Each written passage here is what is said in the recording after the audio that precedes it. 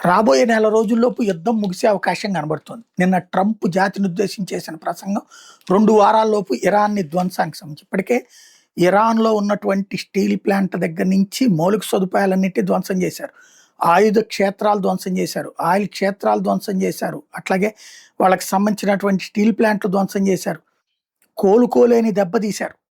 ఆర్థికంగా ఇప్పట్లో కోలుకోవడం కష్టం. ఇప్పటిదాకా ఉన్నటువంటిది మొన్నటిదాకా 25 సంవత్సరాలు అనుకున్నాం. ఇప్పుడు జరిగినటువంటి ఇయన్నీ కలిపి చూస్తే 40, 50 సంవత్సరాలైనా అది మళ్ళీ కోలుకుంటుందా అన్నంతగా దెబ్బతీశారు. అలాగని ఇరాన్ మీద వెళ్ళి వీళ్ళేమి అక్కడ పరిపాలించరు. వీళ్ళకి కావాల్సింది నాశనం చేయడమే. అదే సమయంలో హార్ముజ్ జలసంధిని దిగ్బంధించడం ద్వారా అమెరికా మీద మేము గెలిచామని చెప్పడానికి ఇటు ఇరాన్ ప్రయత్నిస్తుంది. దాన్ని నిలువరించడానికి డైరెక్ట్‌గా తను చేయలేక గల్ఫ్ దేశాలు వీళ్ళందరిని మీరు చూసుకోండి ఇప్పుడు బ్రిటన్ నాయకత్వంలో దాన్ని పరిష్కరించుకుంటారు. చివరికి ఇరాన్‌కి ఎంతో కొంత ప్రతి నెల ప్రతిరోజు ఇంతని డబ్బులొచ్చేటటువంటి పని అటు జరుగుతుంది.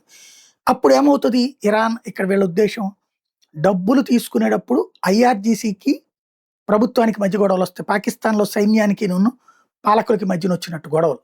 అలా రావాలి.